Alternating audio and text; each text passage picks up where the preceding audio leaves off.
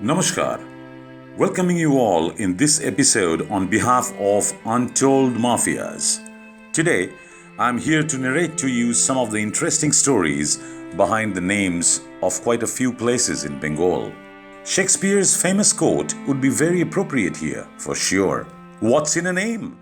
That which we call a rose by any other name would smell as sweet. This is a very popular reference to William Shakespeare's play Romeo and Juliet. Just nothing. Rose can easily be called by another name, but in spite of all these, name is something very important. Everything, everyone, every place has a specific name. Even the roads, streets, lanes, bylanes, all are identified by a particular name. There must be a reason behind all this naming, which fades away along with time. Only the name remains. Most of the stories behind the names are myths. There is hardly any historical evidence. Let's start with the capital of West Bengal, Kolkata. Before I begin, I can't resist myself to share one funny poem by Dada Thakur, the famous Sharad Pandit. The original poem, written in Bangla, is like this.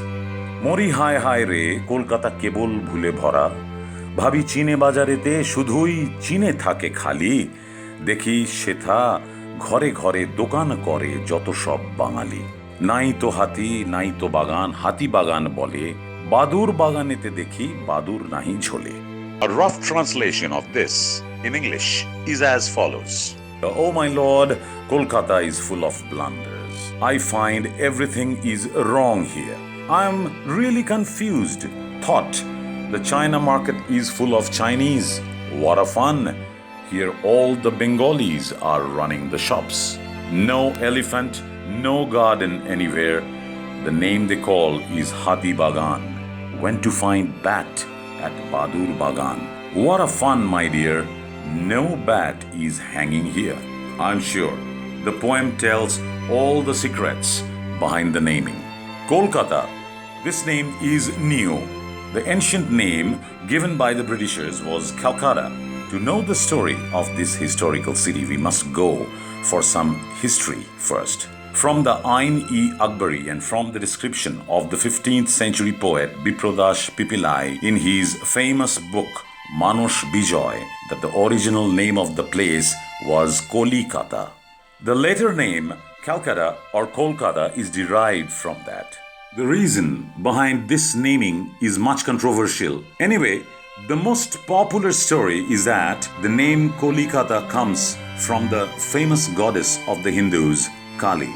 The place was formerly known as Kali Kshetra. There are few more views. Some say that this place was formerly situated beside a big canal or water. In Bengali, it's called Khal. The commoners called it Khal Kata, means a cut canal. The Britishers mispronounced it and ultimately turned into Calcutta. One more myth says that at that time, shell lime and coir were produced there. In Bengali, shell lime is called Koli Chun and the coir rope is called Kata. The people called the place as Kolikata. Later, it turned into a name. The next one is something funny. Once Job Chanak went to the bank of the river Hooghly. There he found a farmer harvesting. He asked him the name of the place by pointing to the land. The poor farmer couldn't understand. He thought that the Sahib is asking about his crops. He promptly replied, Kalkata, Sahib, Kalkata. That means it was harvested yesterday. Job Chanak thought that the name of the place is Calcutta. Job Chanak pronounced as Calcutta. Now it has become the beauty queen, Kolkata. That time, where Kolkata was, there were the villages Kolikata, Shutanuti, and Govindapur. And today's colorful butterfly has come out of that cocoon. Now let's move to another district of West Bengal, Howrah. This district is a part of the Presidency Division of West Bengal. It is situated on the bank of the river Hooghly. It has become an individual state in the year 1937 and was included in the Presidency Division in the year 1963. There are many controversies regarding the etymology of Howrah. According to one view, in the first half of 18th century, there was a village named Harira close to this place. The name Howrah is derived from that name. Some others say that the name Howrah originated from the word Haur, which means a place full of mud and clay. At the time, the place was really like that. Another view is that the word Howrah means a lowland where rainwater accumulates. The land at that time was like that only. According to the famous linguist Dr. Sukumar Sen, the word Howrah is from a phonetic sound which means where there is only mud and water. Now for Murshidabad. Yes, the historical land of the Nawabs, the kingdom of the last independent Nawab of Bengal, the place where still now the history speaks. In the 18th century, Murshidabad was the capital of whole Bengal for 70 years. Today's Bangladesh, some parts of West Bengal, Bihar and Orissa was under the control of Murshidabad. This growing town, situated on the bank of the river Bhagirathi, was formerly known as Maqsudabad, which was named after the name of a renowned businessman, Maqsud Khan. He had founded an inn there. In the early 18th century, the name Maqsudabad was changed into Murshidabad. Once more, we have to travel back to the Mughal period. This town was at first formed by Shamrat Akbar in the 16th century. In the year 1701, Aurangzeb appointed Kartalab Khan as the Diwan of the whole Bengal.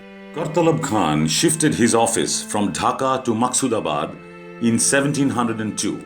In the very next year, Aurangzeb appellated him as Murshid Quli Khan and permitted him to name that town after his new appellation as Murshidabad.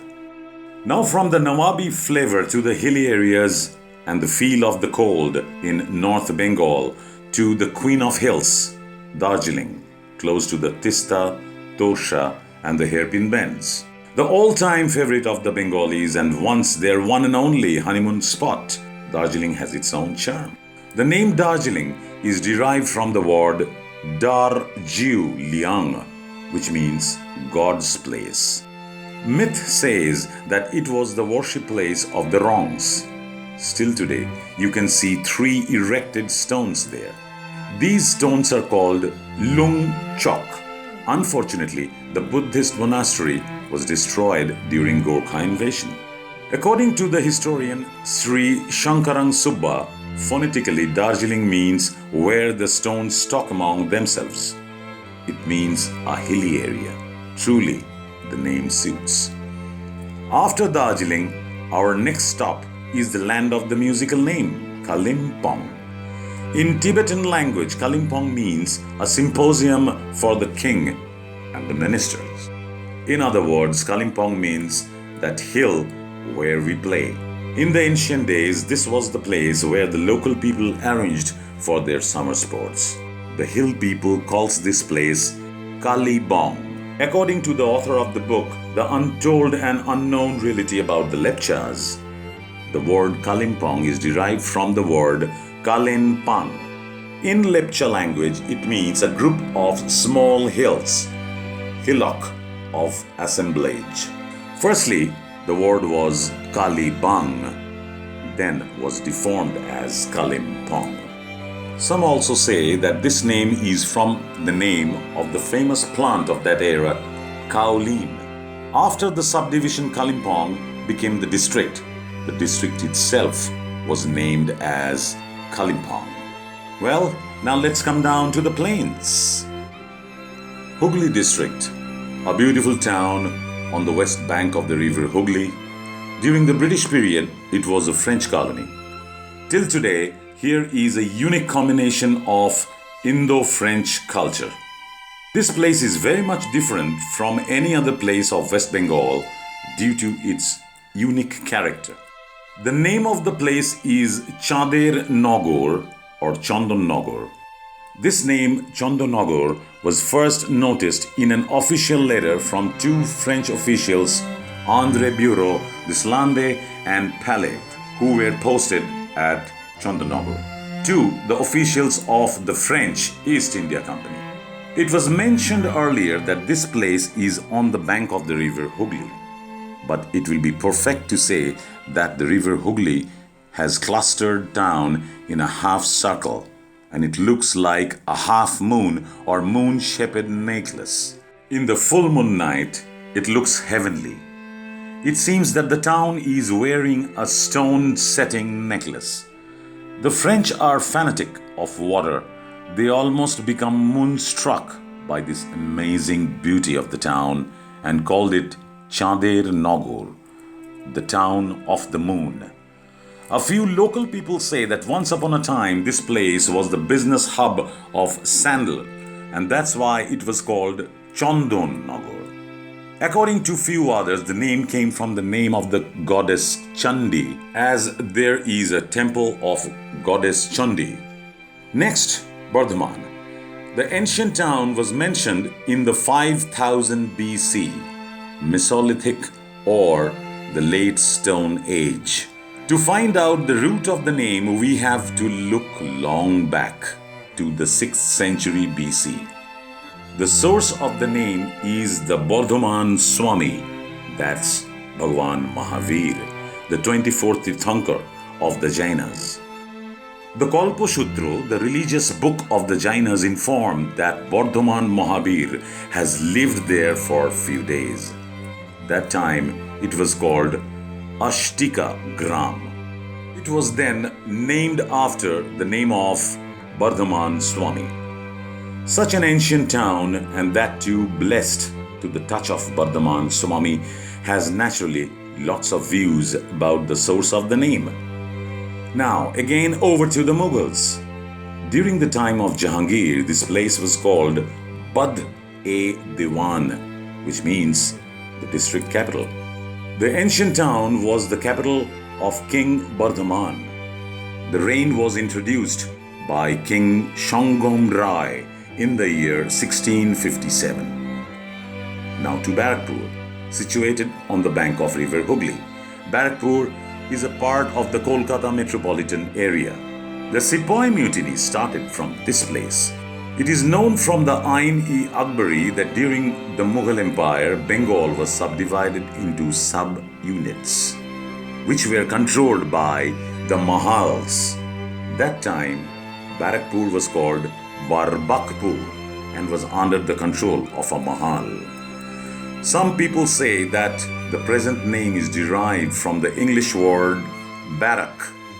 The East India Company had formed the first cantonment here. Biprodash Pipilai has mentioned this place in his book Manas Vijay as Chanok. Let's now move away from history for some time. Now it's the time to explore the wild, beautiful place. The place famous for the natural mangrove forest and the world famous Royal Bengal tiger, the Sundarbans. The famous tree of this forest is called Sundari. Some say that the name Sundarban is after the name of this tree. Some others say that as this place is surrounded by the sea, it is called Samudra Ban, the sea forest. One more myth says that it has been named after the name of the tribe which lived here, named Chandra Bande. Whatever the source may be, if someone has named this forest Sundarbans simply due to the enchanting beauty, he has done that right. Let's move forward to Bankura. There are many controversies regarding the name Bankura. In the language of the Kol and the Mundas, Ora means habitations or colony. The word Banku means rugged. It's possible because it's a part of the Chotanagpur Plateau. One of the most popular folk gods here is Dharmo Thakur. The local people address him as Bankura Roy. According to another myth, The district town Bankura was named after the name of the local leader of the community, Banku Rai. Another myth says that this place was named after the name of one of the 22 sons of King Veer Hambir. The King Hambir had distributed his kingdom in 22 parts among his 22 sons. Veer Bakura got the part named as Joybelia. He formed the town Bankura properly. Another view says that the name Bankura is from the word Bankunda, meaning 5 ponds. The English name Bankunda has been noticed in the old official documents. Now let's go to district Nadia. Sri Kartik Chandra Rari has explored one interesting myth about the name Nadia. He wrote that once a tantric worshipped in the newly found river shore. Every evening he lit 9 diyas, which in the local language means handmade clay lamps, and worshipped. The local villagers noticed from distance and called the place as No Diyar Chor. That's the shore of 9 lamps. There are lots of such myths and historical stories, but we should end somewhere. Today I am presenting you our last story. This is about a small town in Midnapur district under Tomluk named Pichaboni. But apart from them, there are many anonymous fighters who fought without arms against the British. We never knew or heard about them. This story of Pichaboni is my tribute to all the unknown patriots. Our India is a land of braves. Midnapur is also a place of valiance. It was the den of the freedom fighters. Not only the men but the ladies also faced the inhuman torture of the Britishers while protesting against the aviation of the East India Company. In that time, the East India Company used to collect tax from many places. Tamrolipto, a town under Midnapur, never gave any such tax. They formed an independent government named the Tamrolipto Sarkar. They collected the revenue and used for themselves. One day, the British force arrived there. The ladies of the village came out and faced gracefully the blazing guns of the British force. They made a barricade, stood together unarmed, and roared in their language, Pichaboni, which means, we will not retreat. Do whatever you can. That day, the British force retreated. This is our country. This is the spirit of India. On the forthcoming Independence Day, let this story be our homage to all those unknown fighters. This place, Pichaboni, is beside Kontai on the way to Digha. If you ever go there, you will find the place. The roads, the leaves of the trees, the mild breeze narrate the story of the bravery. You have to listen to it, feel it, and be proud.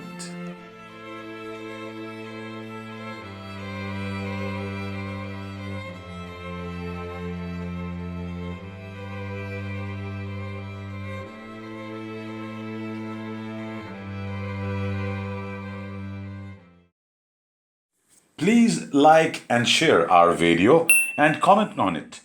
Also, subscribe to our channel and hit the bell icon to get the latest updates.